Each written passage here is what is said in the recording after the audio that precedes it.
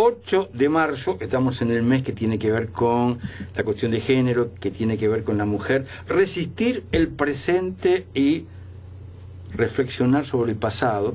Se plantean un colectivo de mujeres.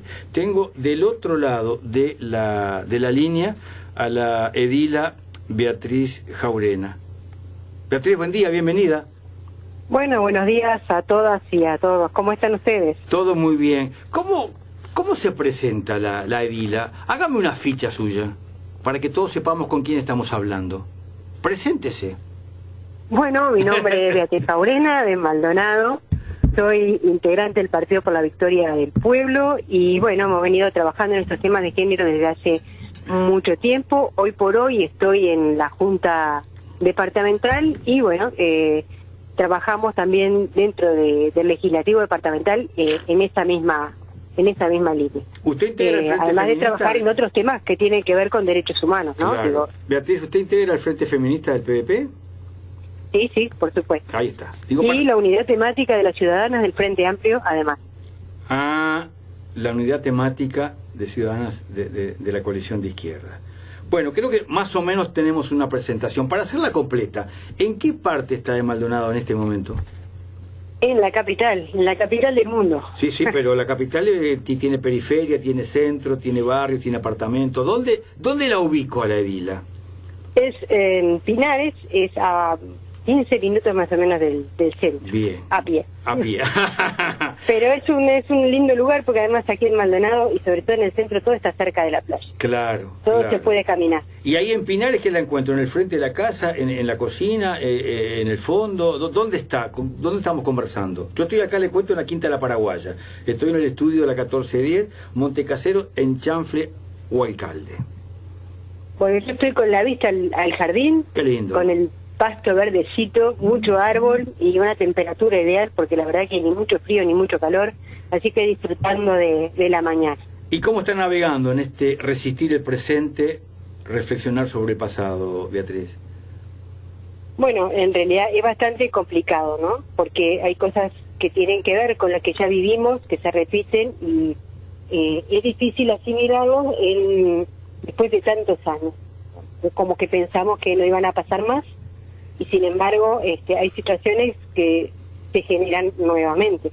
En esto de los feminismos nosotras empezamos a militar en el 83 a la salida de la dictadura, ¿no? Con esos feminismos de los años 80 y 90 que en realidad nacieron en la resistencia al terrorismo de Estado y al autoritarismo, ¿no? A la tortura, a la cárcel. Y bueno, una vez que terminó la dictadura y muchas compañeras fueron liberadas, se empezaron a conformar en los grupos de mujeres que ya habían resistido durante la dictadura, presas o manteniendo su familia, ¿verdad? Porque las mujeres fueron puntual durante esa época.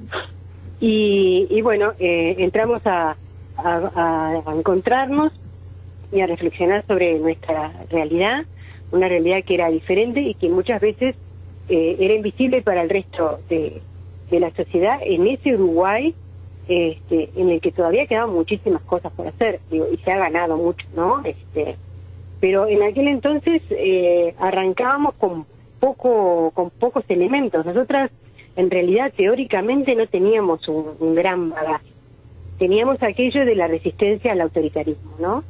Y fue a raíz de eso que nos juntamos y hubieron compañeras que, participaron de una marcha ya después del obelisco en el 83, 84, con las compañeras de Plemu y las compañeras de Gregmu que fueron las primeras organizaciones en conformarse como organizaciones de mujeres, ¿no?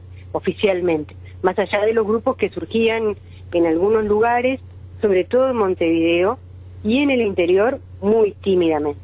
En el departamento de Maldonado fue una excepción, porque en Maldonado en ese sentido siempre fuimos vanguardia,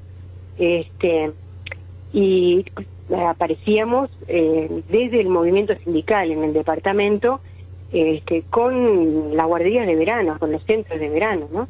Con las mujeres del Zunca y las mujeres de Magisterio, que trabajaban y lograban los centros de verano en el departamento de Maldonado, ¿no? ¿Cómo eran esos centros del verano que no todos tenemos por qué conocerlos bien?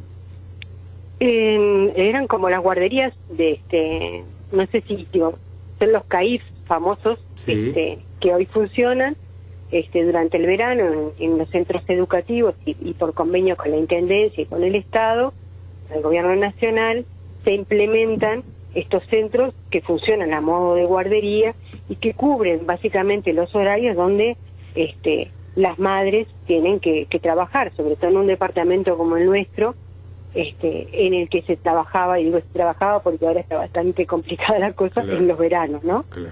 Entonces digo, bueno, era un lugar donde no había que pagar y donde sabíamos que los chiquilines, los niños y las niñas iban a estar atendidos, ¿no? Se les daba de comer, había maestras que estaban a cargo y profesionales que atendían a esos niños durante ese tiempo que las madres estábamos trabajando, ¿no? Bien.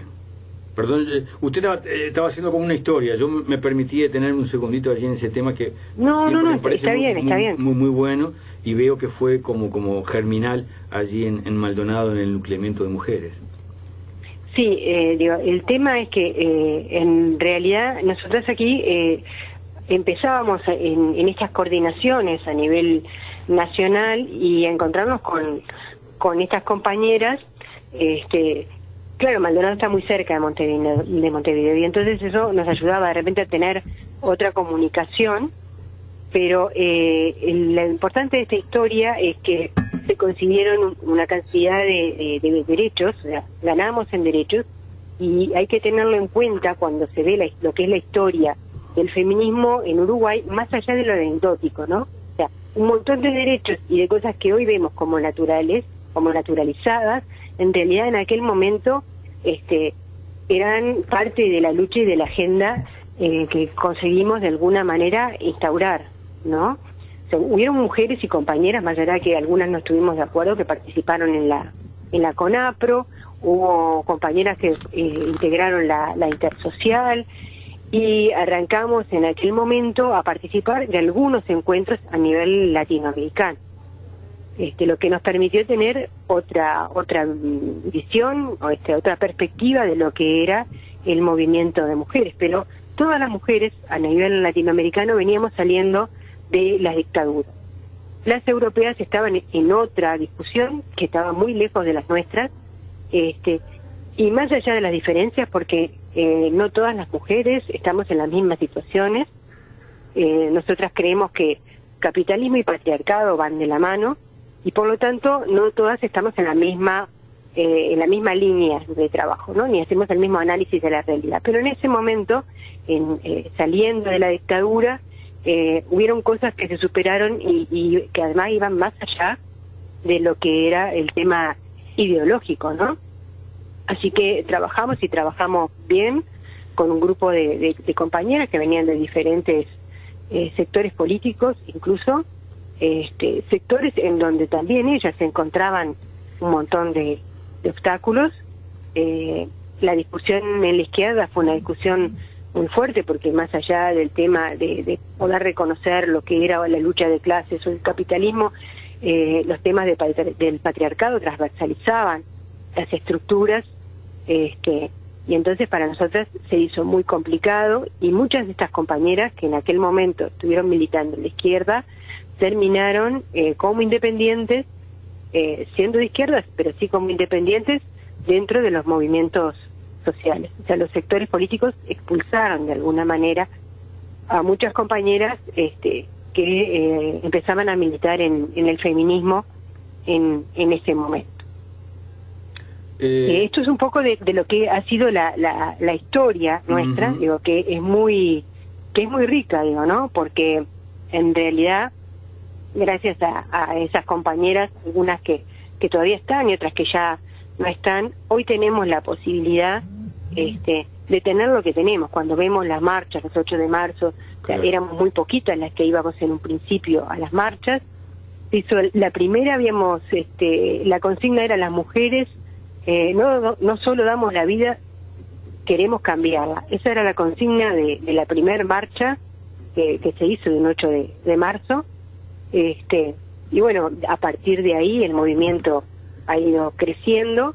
Si bien las muchas veces son las mismas, y bueno, y en algunas situaciones peores, ¿no? En algunas situaciones realmente peores. Le pregunto a la Edila, pues yo hace muchos años comprendí que el macrocefalismo no es solamente Montevideo con el resto del país, sino que también las capitales departamentales con las localidades y la campaña del departamento. En esto que estoy viendo, Maldonado fue como una suerte de vanguardia en la cuestión de género. ¿Lograron integrar mujeres fuera de Maldonado, en ciudades, en la campaña misma que también existe en Maldonado? No, en realidad el primer movimiento fue muy chico y bastante centrado en lo que era la capital. Nosotros se armó acá una intersocial y también entró a funcionar la red de mujeres políticas que contuvo las disidencias de los diferentes sectores políticos, y sí participaron algunas compañeras de San Carlos y de Piriápolis, pero bueno, al interior profundo de Maldonado era muy difícil todavía en ese momento llegar. Hoy por hoy hay un movimiento de mujeres rurales, después que se institucionalizó de alguna manera lo que eran las oficinas de las mujeres y demás a nivel de las intendencias, fue más sencillo llegar a las demás compañeras para que pudieran participar de alguna manera, además de lo que era la elaboración de las políticas públicas, ¿no? Con respecto a los temas de género, que eso es fundamental. Esos nucleamientos de mujeres rurales han logrado nuclear a muchas mujeres en todo el país realmente, ¿no, Edila? Sí, y además ellas tienen una realidad diferente, han hecho, además de las políticas públicas de las que han participado con respecto a la situación de las mujeres rurales, ellas tienen cooperativas de producción, y se ha avanzado mucho en ese sentido. No todo lo que nosotras quisiéramos, porque esto es interseccional, o sea, las discriminaciones son varias, ¿no? No solamente hay discriminaciones de género, sino que esta está atravesada por otras. Otras también, tiene que ver con esto que tú decías, justamente, el tema de la capital y el campo, o el tema de las mujeres con discapacidad, o sea, son muchas las discriminaciones. Y se juntan, o sea, no es que sea una por un lado, otra por otro. Estos temas los discutimos en algún momento, incluso con los compañeros que planteaban que había que resolver los temas de clase para después resolver los temas de género, ¿no? O sea, en realidad el tema es uno solo. Entonces digo, bueno, de a poco se han ido ganando espacios y espacios de participación, y esto es muy importante. Hoy por hoy tenemos un montón de gurizada, de muchachas jóvenes que están participando en los movimientos de mujeres. Sabemos que tenemos relevo.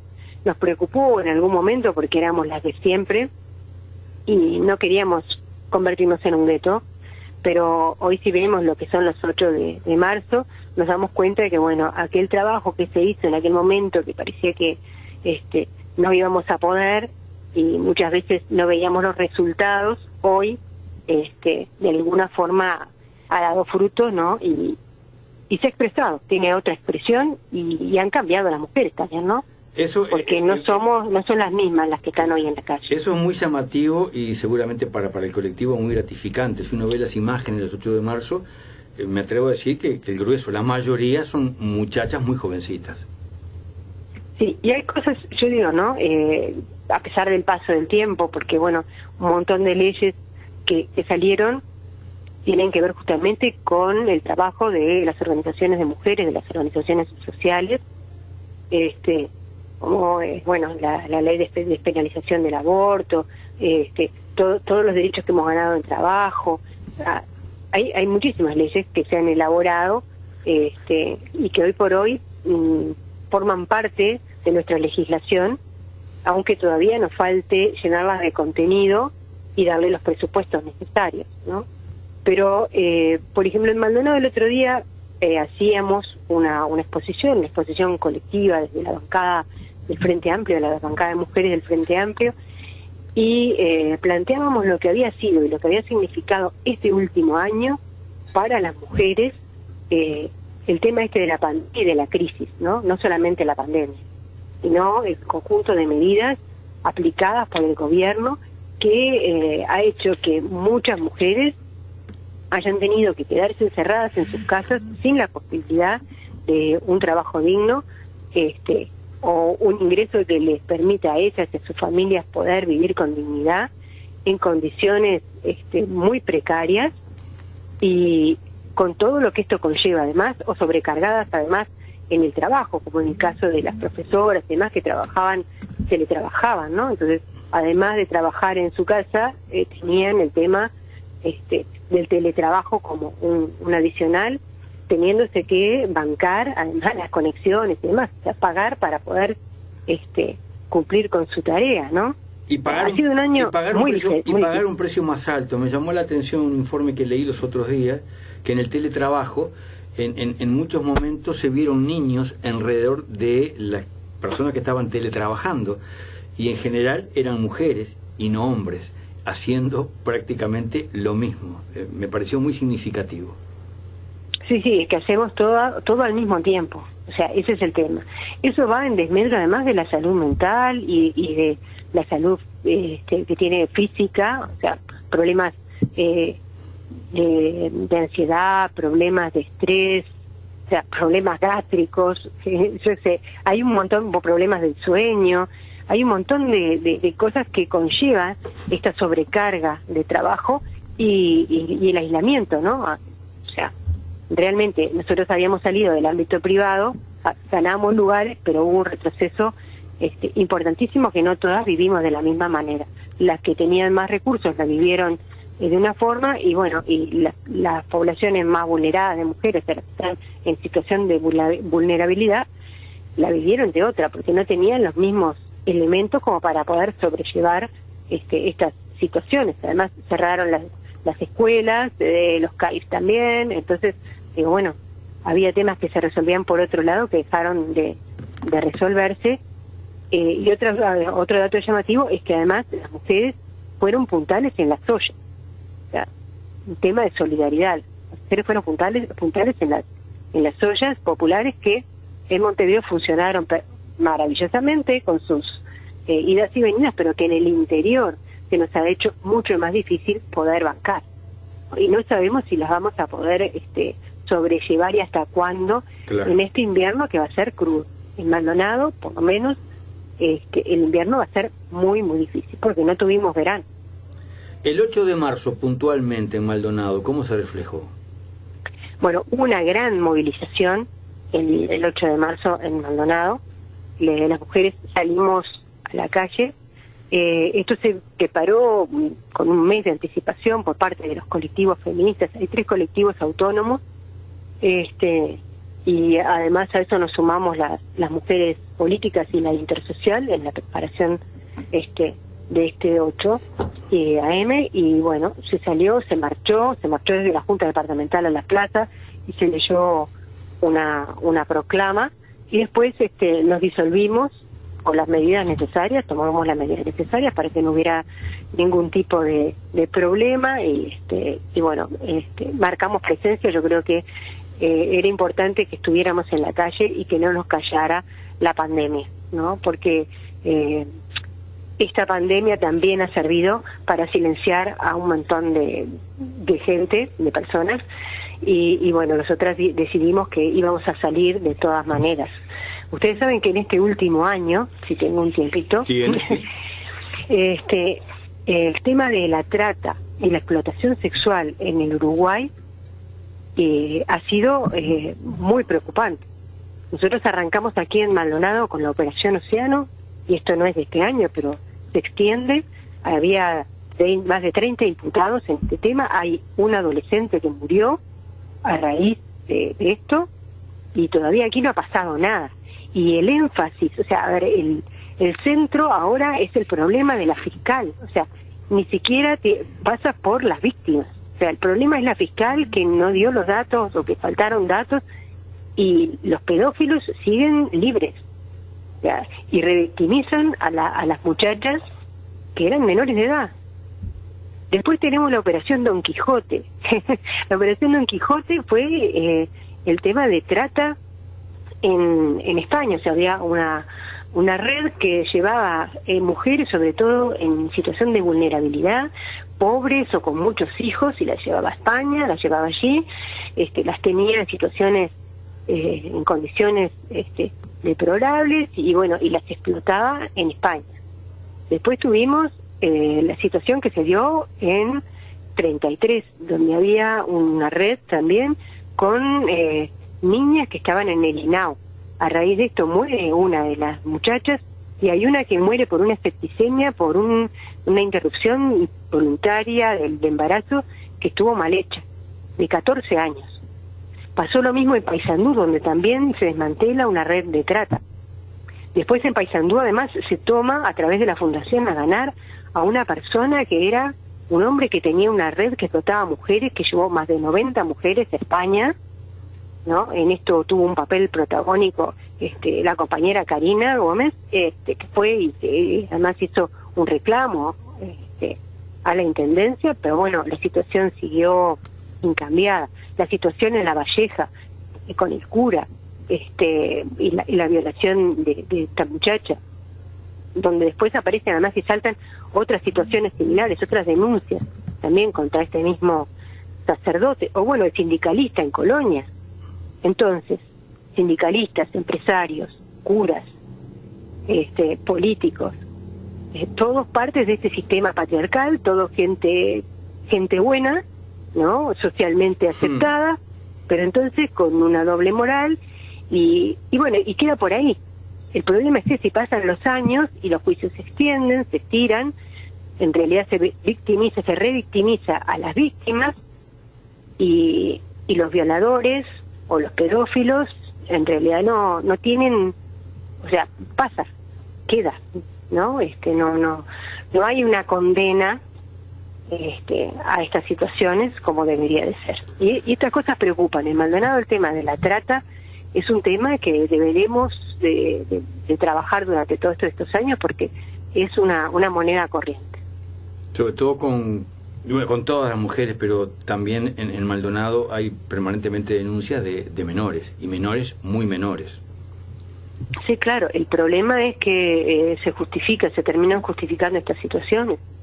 Y eso es lo que preocupa realmente. O sea, yo puedo decir, ay, qué horrible, pero bueno, va a quedar por el ay, qué horrible. Y después el tiempo pasa y esto se olvida. Y esto es parte de otras impunidades. Aquí hay compañeras que hicieron denuncias por violaciones y delitos sexuales durante la dictadura, que han venido denunciando el hecho durante años, y la situación sigue sin resolverse, porque los nombres de los violadores y los nombres de los torturadores están. Entonces digo, estas impunidades vienen desde otras épocas, ¿no? Y es importante que se hagan visibles. Yo ayer escuchaba a Chela en un programa de televisión, en TV Ciudad, y Chela hablaba justamente de eso, ¿no? Cómo las historias que tuvieron, o sea, fueron conocidas después de la salida de la dictadura, fueran la de los hombres presos y no la de las mujeres presas. Como también se invisibilizaba en aquel momento lo que las compañeras habían pasado. Y es importante que la historia también tenga una perspectiva de género. Sí, allí hay un gran debe, una gran injusticia, porque en muchos casos incluso fue más cruel la tortura con las mujeres que con los hombres, más severa la prisión. Sí, y vieron lugares donde fueron especialmente crueles. Yo creo que es importante, nosotras tenemos que buscar aliados. El ser feminista no es exclusividad de las mujeres, hay una nueva masculinidad. Creemos que para poder cambiar las relaciones de poder, también lo hacemos con los hombres, con los varones, y que tiene que ver con eso, con esta nueva sociedad. Nosotras, cuando empezamos en el 83, teníamos la esperanza de un gran cambio cultural. El cambio cultural todavía no se ha dado, hemos dado pasos, pero todavía las relaciones de poder se mantienen. Y bueno, estos casos de los que hablábamos, como el de la Operación Océano y demás, son una muestra de lo que es el tema del poder patriarcal sobre las mujeres, y queda todavía muchísimo para hacer, ¿no? Y lo otro que es importante recalcar es que no es el Día Internacional de la Mujer, sino de las mujeres, porque nosotras reconocemos las diferencias entre nosotras. No podemos hablar de la mujer como una sola cosa, sino que reconocemos que hay diferencias entre nosotras. Es el Día Internacional de las Mujeres, y sigue siendo el Día de la Mujer, de las mujeres trabajadoras, porque así surgió, ¿no? Más allá de las nuevas realidades que tenemos a partir de lo que ha sido este proceso a nivel nacional y a nivel latinoamericano, ¿no? En el cierre de la charla le pido a la edila Beatriz Jaurena una reflexión en torno al 8 de marzo que tuvo su epicentro aquí en Montevideo. En lo previo a esta fecha, yo me permití aquí en este estudio, a las 5 de la tarde, señalar que tenía la ilusión que el 8 de marzo el eje no fuera algún grupo de mujeres sin el tapaboca, que no fuera ese el eje, porque estaba seguro que la mayoría iba a tomar precauciones a propósito del coronavirus, pero iba a haber un grupo de gente que no, porque siempre pasa, y temía pudiera ser ese el eje. Pero no fue ese el eje, sino que el eje fue un pequeño incidente en la Plaza Libertad. Tú hablabas de cambios culturales, allí hay un grupo de mujeres que se concentró en ese lugar, que no quieren que participen los hombres el 8 de marzo. Aparecen camarógrafos varones, aparece una mujer que quiere entrevistar, le tapan la cámara, se genera todo, y termina siendo ese el eje, cuando miles y miles y miles de mujeres en todo el país se manifestaron de diversas formas. Te pido una última reflexión en torno al tratamiento que tuvo el 8 de marzo en los grandes medios de desinformación. Fue lamentable, realmente nosotras coincidimos con el análisis que tú haces. El eje se trasladó, o sea, lo importante era la movilización y las reivindicaciones de las mujeres, y pasó a ser otro. Los medios no tomaron cuáles eran las propuestas y qué era lo que estábamos nosotras planteando. Creo que hoy seguimos dando batalla contra las injusticias de un sistema que fomenta las desigualdades entre las poblaciones y genera la pobreza y la exclusión. Creo que además es patriarcal, por eso es que impacta más negativamente a las mujeres, ¿no? Y que el capitalismo y el patriarcado se sostienen. Es un sistema jerárquico y es un sistema discriminatorio, y es además la causa de la desigualdad. Ahora, el éxito de esto reside en que lo naturalicemos, y es por eso que hacemos un llamado a resistirse y a manifestar y a romper con este estereotipo, y de ahí la importancia de momentos como el 8 de marzo, en que todas salimos a la calle y con nuestros, teniendo en cuenta el tema de la pandemia, ¿no? Y teniendo nuestros cuidados. De todas maneras, estamos manifestando y diciendo que no queremos más este sistema, que no queremos más que nos asesinen, y que queremos tener nuestro lugar en la sociedad como corresponde, y bueno, un orden que tenga que ver con relaciones de poder diferentes para poder acceder a todos los lugares y tener igualdad de condiciones. Un saludo que parte desde acá, desde la Quinta La Paraguaya, y pretende llegar allá a Pinares. Bueno, un abrazo grande para ustedes, y bueno, seguiremos y nos encontraremos en la lucha. Salud para todas y para todos.